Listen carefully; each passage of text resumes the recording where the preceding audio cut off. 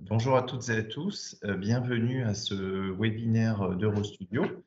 Donc, je suis avec Serge Herzberg, Ici, qui est le bonjour. responsable technique national d'Eurostudio, et donc moi, Emmanuel Di Giacomo, responsable du développement des écosystèmes BIM chez Autodesk pour l'Europe. Donc, nous allons donc vous faire une présentation de Revit dans sa partie architecture, et nous allons vous parler du BIM. Vous allez découvrir les potentialités de cette solution logicielle, et donc nous allons commencer dès maintenant cette présentation. Eh ben, c'est parti. Donc, dans un premier temps, Emmanuel va montrer une partie de Revit avec beaucoup de fonctionnalités. Et puis moi, je continuerai derrière sur d'autres aspects du logiciel.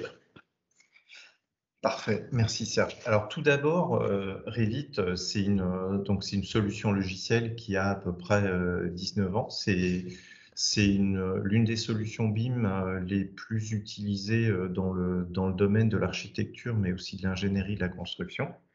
C'est un logiciel paramétrique et avec un moteur paramétrique qui permet notamment automatiquement de répercuter toutes les modifications que vous allez faire sur une vue, sur toutes les vues du projet, hein, que ce soit des vues géométriques, des perspectives, des plans, des coupes, des façades, que des vues de nomenclature, avec par exemple des extractions de quantité.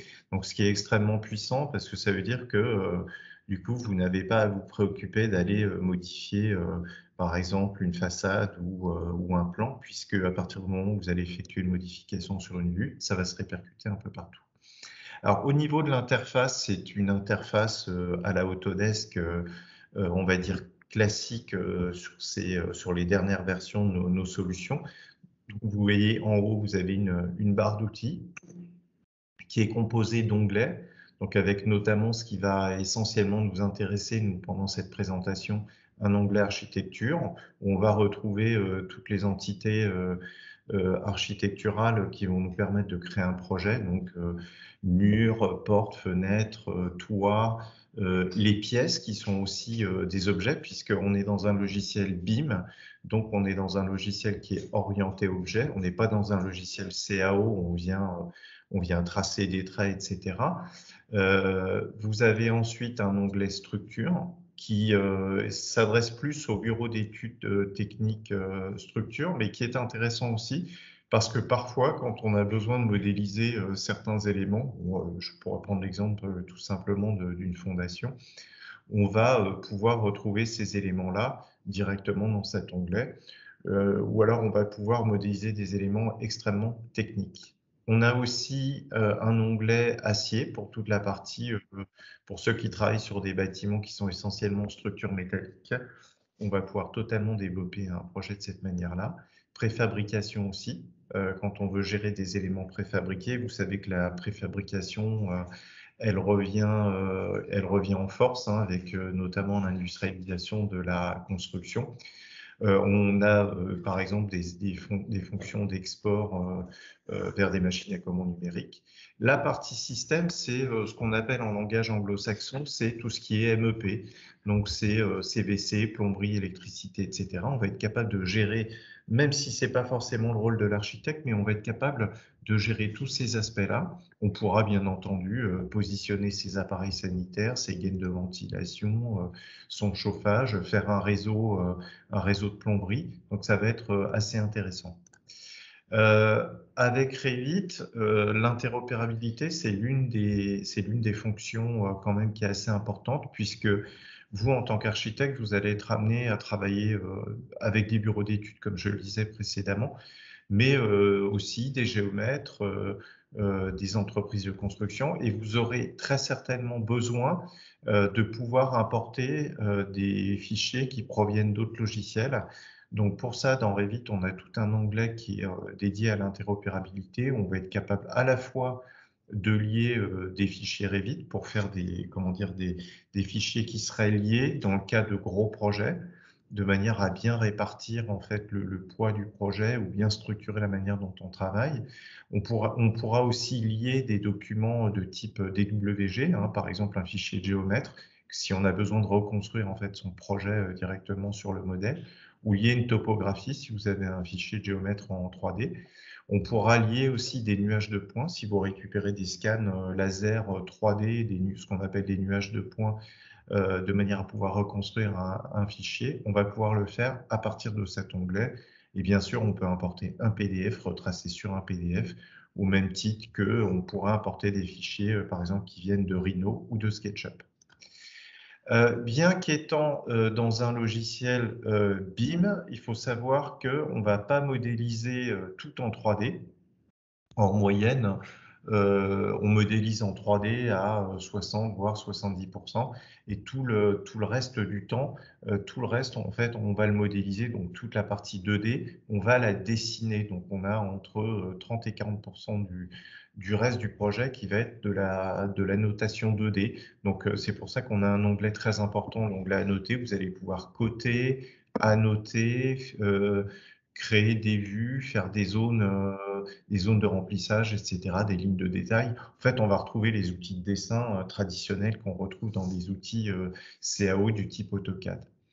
Toute la partie analyse, elle est intéressante parce qu'elle va vous permettre de préparer un modèle, par exemple au niveau de son modèle analytique, structurel ou énergétique, de manière à ensuite envoyer ça vers des logiciels de simulation de performance énergétique ou de calcul, quel qu'il soit, mais directement aussi dans Revit, on pourrait faire des études d'éclairage, des études de facteurs de lumière du jour, etc. Serge vous parlera des possibilités de faire des études de faisabilité, hein, des études volumétriques, hein, comme donc dans l'onglet volume et site. Et dans l'onglet volume et site, comme son nom l'indique, on va pouvoir aussi créer la topographie, le terrain en fait qui va venir accueillir le projet sur lequel on va travailler. Le gros intérêt du BIM, c'est que vous allez pouvoir collaborer aussi bien en interne, hein, entre les collaborateurs de l'agence, donc grâce par exemple à un serveur sur lequel vous allez pouvoir mettre un fichier que vous allez pouvoir partager, mais aussi on va pouvoir récupérer des maquettes qui ont été traitées par le bureau d'études et on va pouvoir les mettre en fond de plan de manière à pouvoir préparer cette maquette ou voir par exemple ce que le bureau d'études a modifié pour nous qui sommes architectes. Dans l'onglet Vue, comme son nom l'indique, on va retrouver tout ce qui touche aux vues, hein. Par exemple, si je viens sur Vue 3D, je vais générer une vue 3D. Je pourrais aussi créer des vues en plan d'étage, etc. Créer des vues de dessin. En fait, des vues de dessin sont des vues 2D qui sont complètement détachées du modèle, qui n'ont pas de relation directe, hein. C'est en gros, ce sont comme des vues mortes. On pourrait attacher des carnets de détails directement à notre projet. Gérer, je ne vais pas m'attarder dessus, mais en gros, c'est là où vous allez retrouver tout le paramétrage de Revit. En gros, c'est le système nerveux de Revit qui va se trouver à cet endroit-là. On va pouvoir aussi gérer les paramètres du projet ou les paramètres partagés, parce que dans Revit, l'une de ses forces par rapport à ce qui peut exister sur le marché, c'est qu'on peut se créer ses propres paramètres. Imaginons que vous n'ayez pas de paramètres coupe-feu pour des portes ou des murs, etc. Dans Revit, on pourrait tout à fait se créer ce paramètre et le répercuter sur toutes les catégories du projet.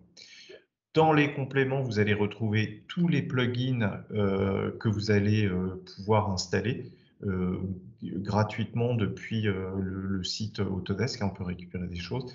Et pour certains plugins, on va les retrouver en modules complémentaires, comme ici Enscape, qui est un logiciel de rendu temps réel. Quantification, c'est une méthode pour quantifier les surfaces des pièces, par exemple, mais les surfaces de matériaux en fonction des pièces, etc.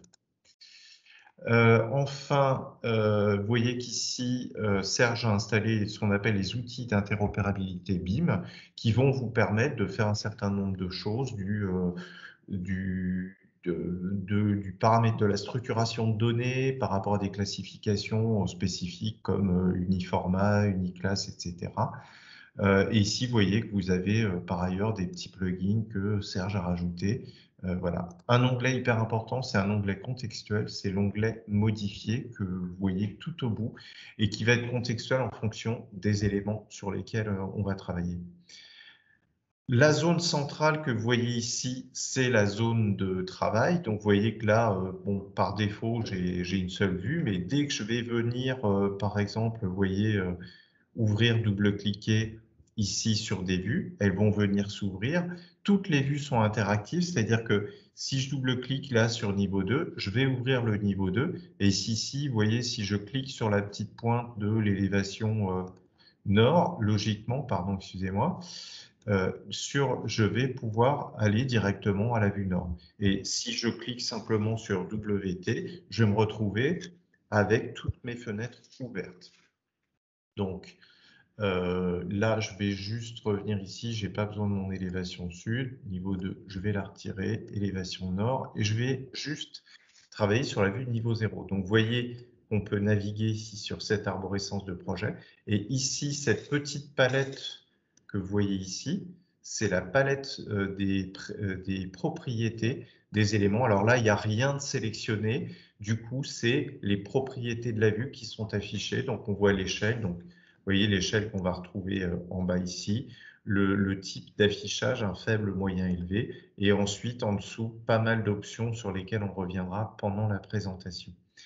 Quand vous êtes perdu dans Revit, il faut toujours regarder ce qui se passe en bas à gauche, parce que par exemple, je vais venir sur l'onglet architecture, si je prends l'outil mur, vous voyez qu'il me dit cliquez pour saisir le point de départ du mur. Donc en fait, il va me donner les instructions pour pouvoir travailler sur mon projet.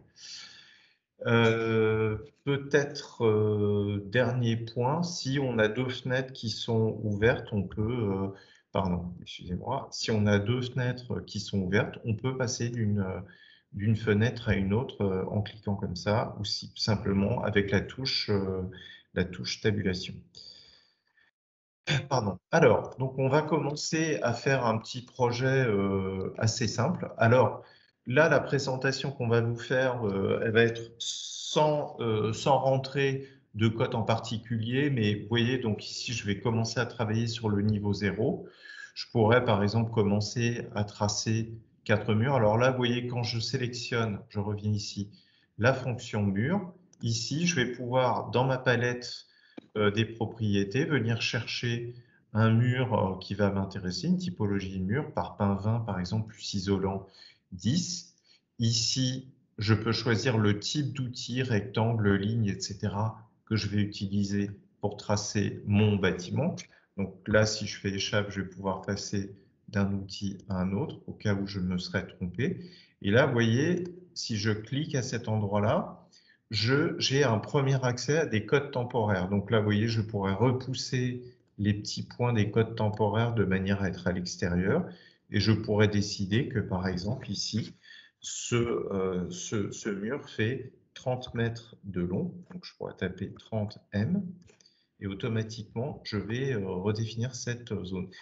Revit, c'est aussi c'est un logiciel paramétrique, comme je vous le disais, donc je pourrais tout à fait lui dire, ben, ici, c'est égal à 32 mètres, par exemple, divisé par 2, Enter, et j'aurais pu rajouter plus 0, etc., etc.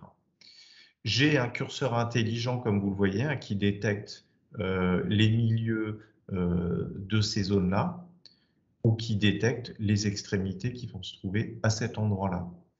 Ce qui va être intéressant, c'est que ici, je pourrais commencer à tracer, par exemple, ce qui serait un patio intérieur, d'accord, comme ceci. Là, je pourrais prendre cet élément-là et lui dire, commencer à prendre des outils, par exemple, pour faire une symétrie et faire une copie par symétrie. Donc, je pourrais prendre l'axe ici et demander qu'effectivement, ce soit copié par symétrie. Bon, je pourrais bien sûr supprimer cet élément-là s'il n'a aucun lieu d'être. Et ici, tout de suite, dans les outils de modification, je vais pouvoir comment dire, venir ajuster mon projet. On est comme dans Windows, c'est-à-dire qu'à partir du moment où je vais cliquer sur CTRL et que je vais glisser, déposer un élément, en fait, je vais pouvoir faire une copie très rapide de cet élément-là, comme ceci. Voilà. Et créer par exemple un patio antérieur. Ce qui est bien dans Revit, c'est tout de suite commencer comment dire, à travailler en 3D. Donc je pourrais par exemple, vous voyez, avoir deux vues qui sont ouvertes. Et je pourrais contrôler. Ce que je vous disais tout à l'heure, c'est que les vues sont totalement interactives, c'est-à-dire qu'à partir du moment où je vais faire une modification sur une vue, ça va se répercuter automatiquement sur toutes les autres vues, comme ceci. Donc, si j'annule, bien entendu, ça va annuler tous ces éléments-là. Si je sélectionne, donc en tabulant comme ceci, si je sélectionne tous mes murs, je pourrais aussi dire à Revit que la contrainte inférieure, ben, on va dire que c'est le niveau 1, et que contrainte supérieure, je veux que ça aille jusqu'au niveau 2. De manière à ce que, comme vous le voyez ici, en fait, j'ai un bâtiment qui aille du premier étage jusqu'au deuxième étage. Ici, vous avez en vue d'élévation, donc ici on est en 3D, mais on aurait pu se mettre en élévation sud comme ceci. Vous voyez que par défaut, j'ai 3 niveaux dans Revit. Je pourrais tout à fait dire, ce niveau-là, je le copie en utilisant la fonction de copie, par exemple. Premier point, deuxième point. Du coup, vous voyez que ça s'incrémente. Donc, j'ai bien le niveau 3 qui se crée. Et ici, vous voyez que si je clique sur les valeurs, ici, on est à 9 mètres par rapport au niveau 0, je pourrais tout à fait lui dire qu'on n'est pas à 9 mètres, mais qu'on est à 10 mètres de manière à avoir un niveau qui sera plus élevé. Il semble que certains aient un écran fixe, donc si vous pouvez couper vos vidéos, c'est pas grave, on ne vous verra pas, on raffichera les vidéos plus tard pour avoir une meilleure bande passante. Merci. On va revenir ici sur nos 3 vues, comme ceci. Et là, donc, je vais rebasculer, vous voyez, ma vue 3D en axonométrie. Je vais reprendre en tabulant et en appuyant sur ma touche contrôle. Je vais dire que finalement, ici, je ne vais pas jusqu'au niveau 2, mais je vais jusqu'au niveau 3. Et ce qui est intéressant, c'est que, encore une fois, vous voyez, on est dans un logiciel paramétrique. Ça veut dire que à partir du moment où vous voyez où j'ai défini qu'un mur dépend d'un niveau, et bien à partir du moment où je vais tirer sur cet élément-là, ça va se répercuter vraiment partout, comme ceci. Alors là, bien entendu, sur le niveau 0, je ne vois rien puisque vous voyez que le bâtiment, il est posé au niveau 1. On viendra mettre des poteaux après qui nous permettront de soutenir ce projet. Du coup, si j'ouvre ma vue de niveau 1 et si je si je recadre toutes mes vues, effectivement, là, vous voyez que sur le niveau 1, je vais bien avoir tous les éléments qu'il me faut. On va rajouter maintenant quelques dalles. Alors moi, ce que j'aime bien faire en tant qu'archiste, c'est me mettre tout de suite, vous voyez, si je viens sur le plan masse, c'est avoir une vue perspective. Donc pour ça, je vais venir en haut, vous voyez, sur la petite icône et faire une vue de caméra de manière à ce que le point de vue soit un petit peu plus sexy. Donc, vous voyez, j'attrape ces éléments-là. Je vais mettre une vue comme ceci. Je pourrais légèrement l'incliner comme ça. En fond d'écran ici, en image de fond, je pourrais dire arrêt vite. Je veux que, comment dire, le fond, vous voyez, je pourrais activer les ombres. Repère de profondeur, je pourrais arriver, et surtout ce qui va m'intéresser, c'est qu'en arrière-plan, je souhaite un dégradé de ce type-là. Voilà.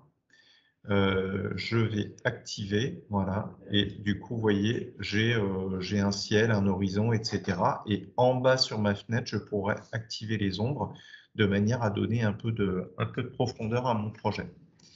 Alors maintenant, ce qu'on va faire, c'est qu'on va faire, donc, je vais revenir sur WT pour avoir toutes mes fenêtres. J'active, donc je réactive toutes mes vues. Donc ici, le plan masse, j'en ai pas forcément besoin, je vais le refermer. Voilà. Vous voyez, si je viens ici, je peux zoomer. Je pourrais aussi activer les ombres, même sur une vue géométrale comme ça, une vue en plan. Bon, là, ce n'est pas vraiment nécessaire. Ce que je vais faire maintenant, c'est que je vais rajouter des planchers. Donc, pour rajouter des planchers, je vais venir sur l'onglet Architecture. Je vais venir sur Sol. Et là, je vais aller sur Sol ici. je tabule. Vous voyez que je peux choisir soit je le mets à l'extérieur juste avant la finition, soit je viens ici et ça vient se mettre sur l'intérieur. En fait, ça dépend de la manière dont vous allez construire votre bâtiment. Et si je veux la trémie, bien entendu, vous voyez, je fais la même chose ici. Je vais juste, ici, pardon, je vais juste retirer ça parce que je me suis rendu compte que j'ai fait une erreur, mais je vais finir ici. Vous voyez qu'ici, j'ai un problème au niveau de l'isolant. Bah, tout simplement, je vais tabuler sur mes murs que vous voyez là et en appuyant sur la barre d'espace, je vais retourner la position de l'isolant à cet endroit-là. Du coup, c'est rétabli. Voilà. Donc ici, vous voyez que ma dalle, elle est active. Donc je vais en modifier sa limite et je vais revenir ici de manière à faire ma trémie qui se trouve à cet endroit-là. Et je vais dire que finalement, la dalle sera comme ceci. Voici la dalle. Hein, si je viens ici, on peut la voir facilement. Si je fais CTRL-C, donc pour la copier, je vous dis, ça fonctionne comme sur Windows. Coller, je vais demander à l'aligner sur les niveaux sélectionnés. Je vais lui demander de la coller sur les niveaux 2 et sur les niveaux 3. Voilà, donc vous voyez que j'ai tout simplement copié ces éléments-là. On se rend compte ici que vous voyez la dalle est mal positionnée en bas, donc c'est simplement, je vais redescendre mon mur pour que ce soit un petit peu plus propre et je vais faire un acrotère au-dessus de ce bâtiment. Alors comment est-ce que je vais faire? Ben, écoutez, c'est très simple.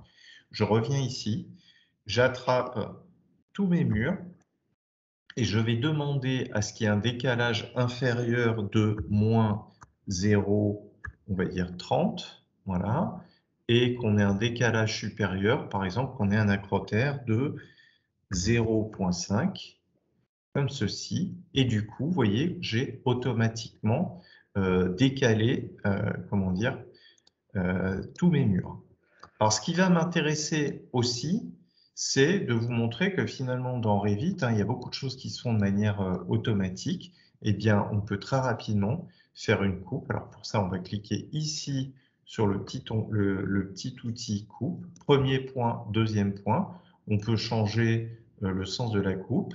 Et là, on peut très simplement maintenant venir ici et demander à aller à la vue directement. Et là, vous voyez qu'automatiquement ici, j'ai ma coupe qui est produite directement à partir de ce moment-là. Ce que je vais faire maintenant, c'est que je vais faire des poteaux quand même pour soutenir mon bâtiment. Alors, on pourrait tout à fait se mettre des trames. Hein. Dans Revit, on a la possibilité, si vous allez, donc ici je suis sur le niveau 1, vous venez sur architecture, vous avez la possibilité de définir par exemple des quadrillages. Donc on pourrait par exemple décider qu'ici on ait un quadrillage, que là, ici au centre, pareil, on a un deuxième quadrillage. Bon, je ne fais pas quelque chose de précis, hein, c'est juste pour vous montrer le concept. Je pourrais sélectionner ce quadrillage-là et dire que ici, je vais faire comment dire, une symétrie. Et bien entendu, ce quadrillage, je pourrais aussi l'avoir ici de manière centrale. C'est une trame, hein, tout simplement. Une trame, je pourrais tout à fait l'avoir à cet endroit-là. La coupe ici, si je la décale, vous verrez qu'au niveau de la coupe, ben, ça change aussi le rendu, hein, ce qui est logique, hein, vu qu'on est en mode dynamique et standard.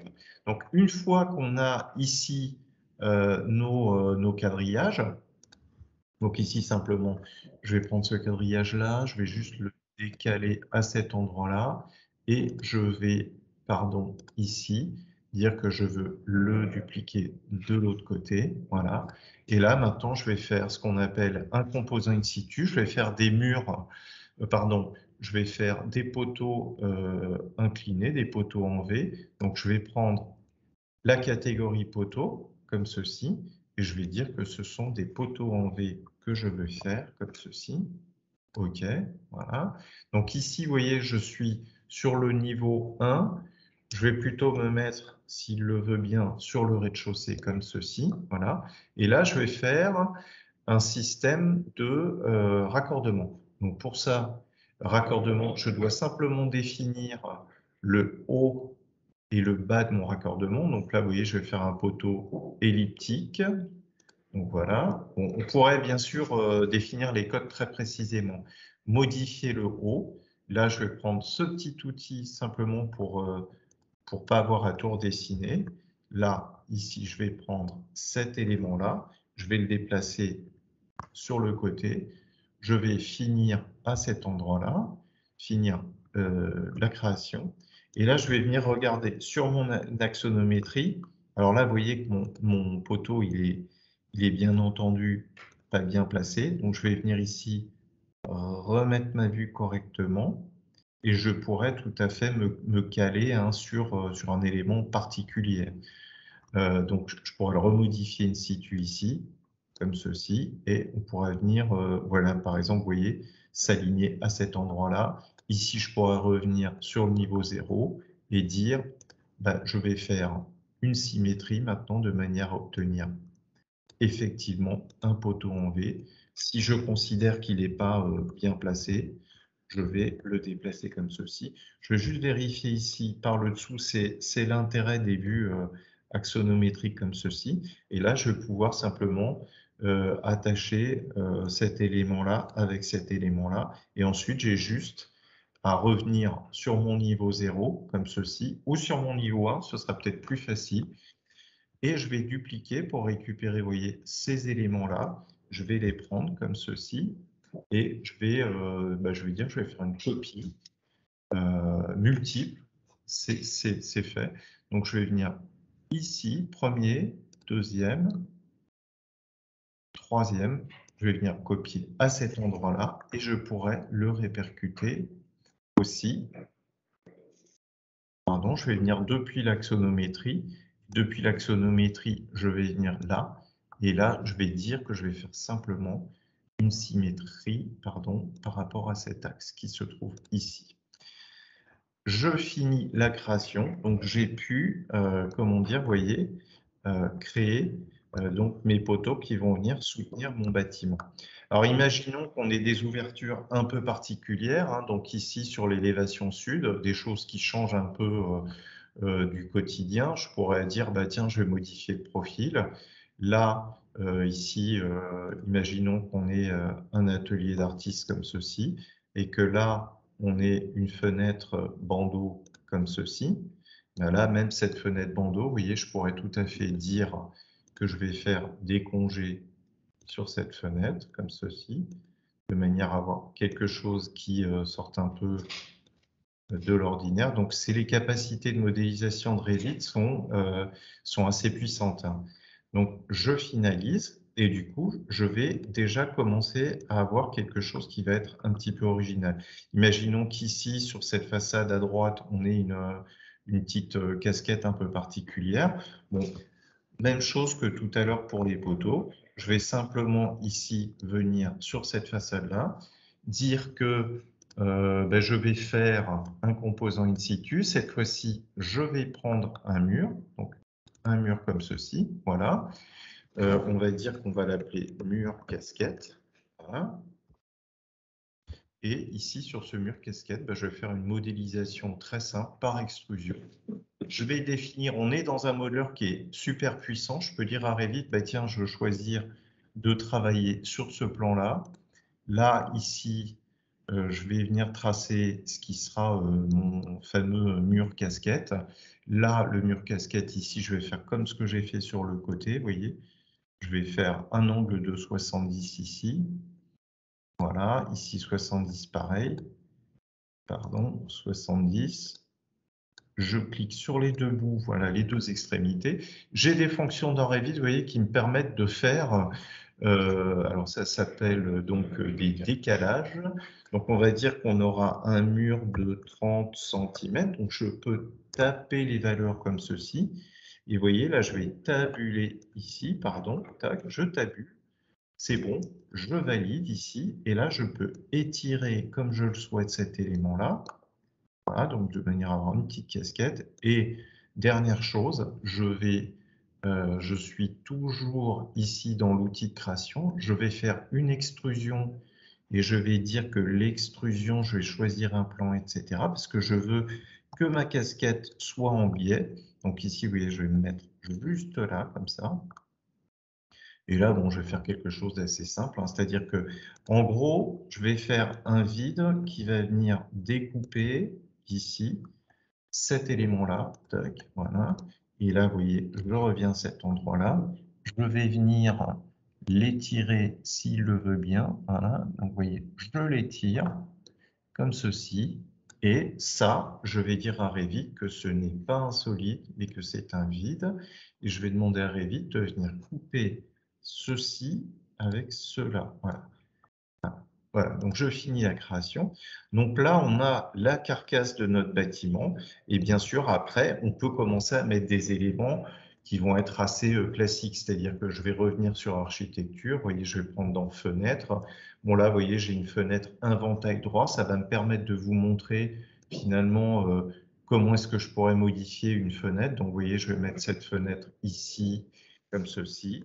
Je vais juste venir ici pour voir en façade ce que ça donne. Alors, moi, je travaille beaucoup en axo parce que c'est le gros avantage de Revit, c'est que c'est très précis en axo. Donc, vous voyez, j'ai cette petite fenêtre. Je pourrais en modifier le type, je pourrais la dupliquer et je pourrais lui dire que bah, c'est une fenêtre qui va faire 1 mètre multiplié par, on va lui dire, 3 mètres de haut.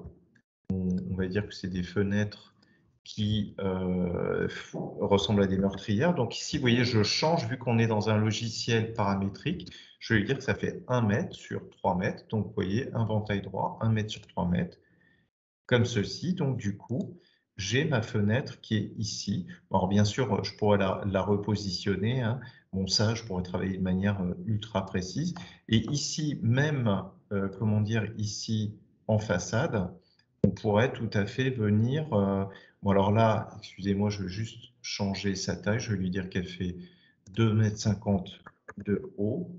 Voilà. Et je n'oublie pas, à la limite, de renommer pour lui dire qu'ici, on est sur quelque chose qui fait 2,5. Voilà. Et j'active comme ceci. Donc ici, simplement, je vais remonter la fenêtre. Et ici, même sur une façade, c'est ce qui est assez puissant sur Revit, vous allez être capable de copier à plusieurs reprises, comme ceci. Et voilà. Donc ici, et je laisserai ensuite la main à Serge. Donc vous voyez, on a tout de suite les bases en fait pour notre projet. Vous aurez juste, vous voyez, les plans, ils sont de manière automatique. Je vais juste rajouter 2 ou 3 cloisons ici, vous voyez, à l'intérieur. Je vais prendre, alors c'est pas un projet d'archi, hein, ce que je fais, c'est tout ce qu'il faut pas faire, mais c'est pour vous montrer la puissance du paramétrique et de Revit. Donc là, vous voyez, je crée simplement quelques cloisons à l'intérieur, comme ceci.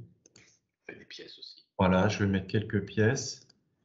Ici, vous voyez, donc je viens dans architecture, je vais mettre, vous voyez, Revit, il détecte automatiquement les pièces qui sont fermées, bien sûr, hein, comme ceci.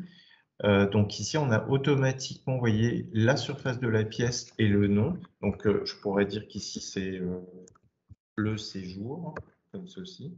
Mais on pourra le faire aussi depuis la nomenclature.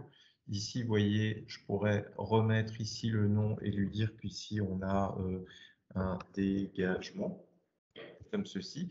Vous voyez qu'on a des surfaces qui sont dynamiques, c'est-à-dire que à partir du moment où je vais changer ici, ben ça va me changer ces éléments-là. Autre chose, je vous ai fait des ouvertures de ce type-là, mais si je viens ici, là on est sur le premier niveau, si je viens sur mur et si je prends ici un mur simple panneau, rideau, toc toc, vous voyez, je peux le mettre ici.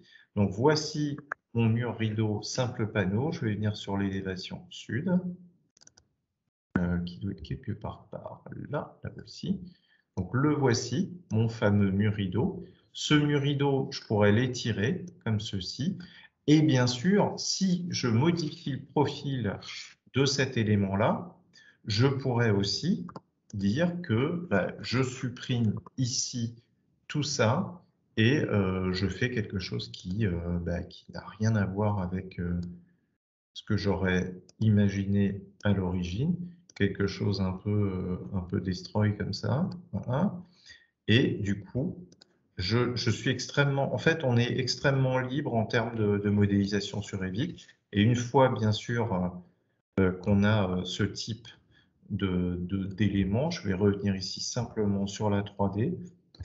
On est tout à fait libre ensuite, si je viens sur la fonction, de dire là, je veux un quadrillage ici, je veux un quadrillage là, je veux un quadrillage là et là, comme ceci et comme cela, de manière à structurer les choses. Et bien sûr, ensuite, je pourrais mettre Menot sur toutes les lignes de quadrillage. Et donc, automatiquement, j'aurai tous les menus. On pourrait traiter des ouvertures soit de manière, comment dire, traditionnelle, hein, en utilisant portes, fenêtres, etc., soit comme ce que je viens de faire en utilisant des fonctions qu'on va détourner. Je vais laisser la main à Serge, je lui crée juste, pour terminer, ici une dalle, voilà, qui se trouvera ici, de manière à ce que ça donne un support. Quelque chose qui est sympa en termes, et je laisserai la main à Serge, c'est que ici dans Revit, vous pouvez dupliquer les vues. Donc, vous voyez, je vais dupliquer, donc j'ai exactement la même vue. Vous voyez, vue 3D, copie 1. Cette vue-là, pardon, la voici. Eh bien, une fois qu'on a ce type de vue, on est capable ensuite de représenter le projet comme on le souhaite. Donc ici, je ne sélectionne rien. J'active simplement la zone de coupe. Voilà. Et ensuite, grâce à cette zone de coupe, on pourra faire des écorchés dans tous les sens pour venir regarder son projet, soit comme ça, soit en venant découper à cet endroit-là le projet pour voir ce qui se passe à l'intérieur. Voilà. Je vous remercie et je laisse la main à Serge.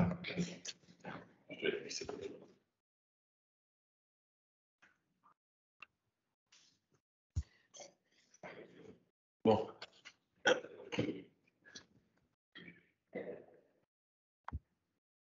Donc moi, je vais continuer. J'ai même envie de continuer ici sur la maquette d'Emmanuel, en prenant ici et préparer un peu le travail que je voulais vous montrer plus tard, à savoir les volumes.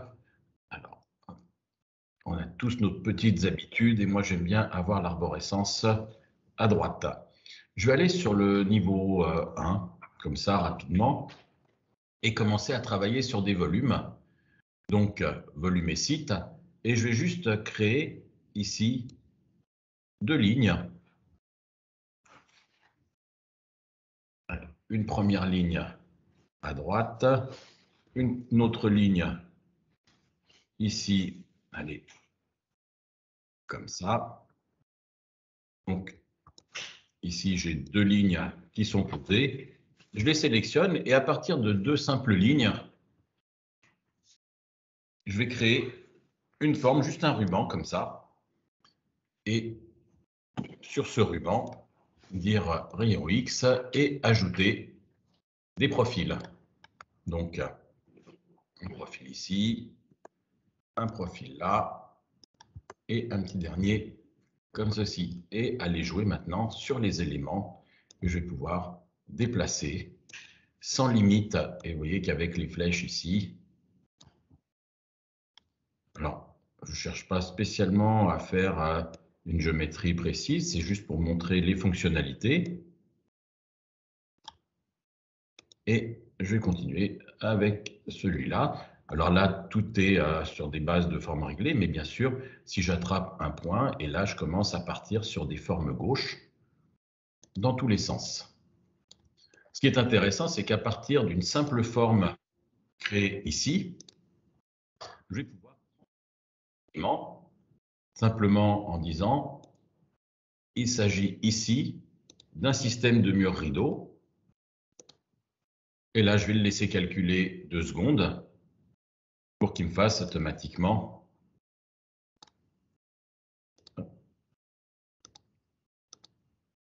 voilà, le mur rideau.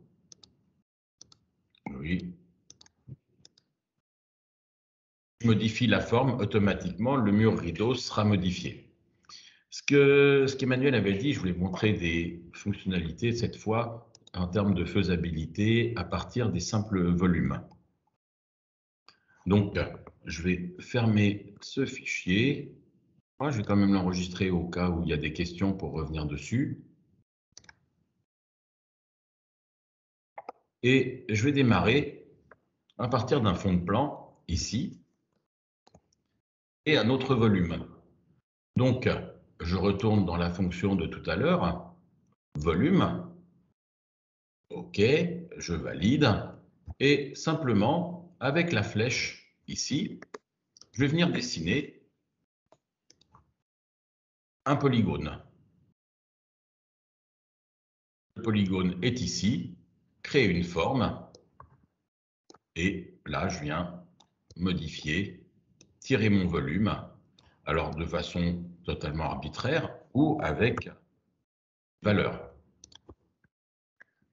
Sur ce volume, comme je l'ai fait tout à l'heure, je vais pouvoir afficher la structure, ajouter des profils, faire des modifications. Je peux attraper juste le polygone supérieur et faire, par exemple, une rotation.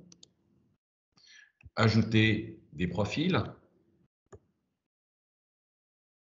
Pas des niveaux, ce sont juste des vecteurs et des points qui vont me permettre maintenant de prendre, par exemple, ce point ici et de le tirer. Et si je tire, si je fais supprimer, il ne va pas aimer, bien sûr. Et de tirer des points, de venir déplacer des points ici, voire même, si je supprime des points, automatiquement, donc on n'a pas nécessairement besoin du même nombre de points, je le vois toujours en 3D, et dans mes vues 3D, voilà, je vais l'isoler et le valider. Voilà. Maintenant, je vais passer en élévation, où j'ai déjà quelques niveaux. Pas assez, je vais continuer à placer des niveaux. Donc, avec une fonction de réseau, et je vais en ajouter une quinzaine.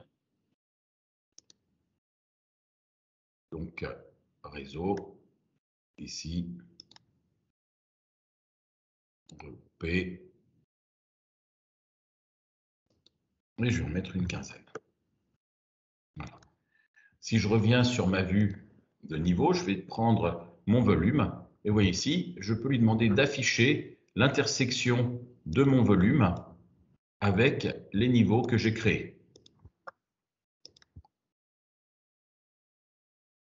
Automatiquement, les niveaux sont ici, et là, la possibilité d'affecter dans utilisation. Donc ici, mettre une affectation, les niveaux qui sont en dessous, allez.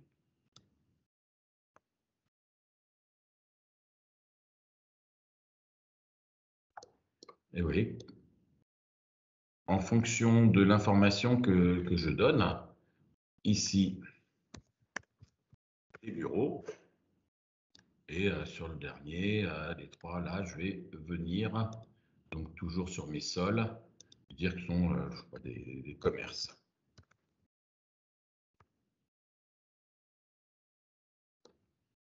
Instantanément, j'ai l'information. Si je remonte la maquette complète ici, de la même façon, et je vais pouvoir commencer à calculer des perspectives, mais c'est surtout que j'ai automatiquement des nomenclatures, parce que quand on clique sur un élément, et là j'ai cliqué sur un niveau, je vois que c'est de l'hôtellerie, mais sur ce niveau, j'ai un périmètre au sol, surface au sol, développé de façade, volume, niveau 38, donc j'ai vraiment toutes les infos. J'ai des tableaux de nomenclature qui vont me donner toutes les infos niveau par niveau, ou un petit récapitulatif de chaque affectation, de chaque utilisation, les surfaces, le nombre de niveaux concernés et le ratio. On peut le grossir, que vous puissiez voir. Voilà. Ou même un détail, mais affectation par affectation. Donc, toutes les informations sont ici. Bien sûr, comme dans tout tableau, c'est ici marqué bureau, je n'ai pas besoin d'avoir cette colonne, masquer la colonne, un peu comme je le ferai sur Excel. S'il y a une modification, quelle qu'elle soit, elle sera automatiquement répercutée. Donc, je reprends mon volume qui est ici, je fais modifier in situ, je viens prendre ce point et je le déforme. Je suis certain que le calcul de toutes les surfaces, de toutes les informations qui étaient induites par le volume ont été recalculées. Servir aussi de cet élément simplement pour venir créer des éléments constructifs, comme par exemple ici, dans architecture, sol, et dans les sols, je vais demander par face. Je vais sélectionner mes différentes surfaces, créer le sol, et vous voyez que toutes les dalles ont été créées à partir du volume. Là aussi, une modification sur le volume, donc modifier in situ.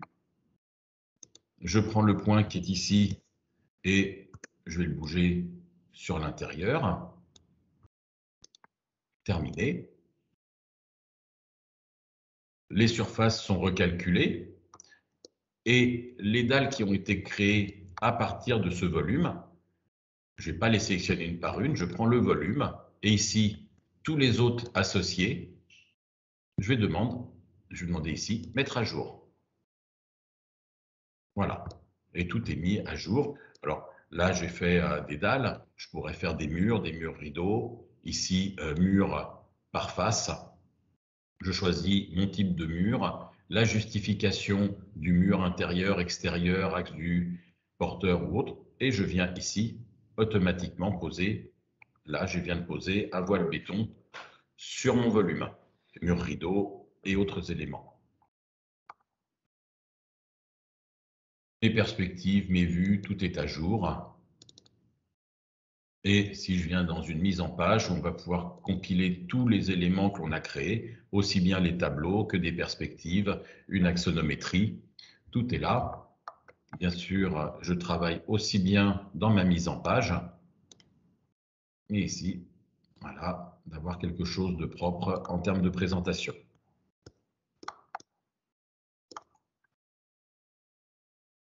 Voilà, je pense qu'on est resté dans le timing. S'il y a des questions, ben on va commencer à pouvoir y répondre. Mais j'espère que nous avons été, Emmanuel et moi, assez exhaustifs et que ça vous donne un aperçu des possibilités de Revit.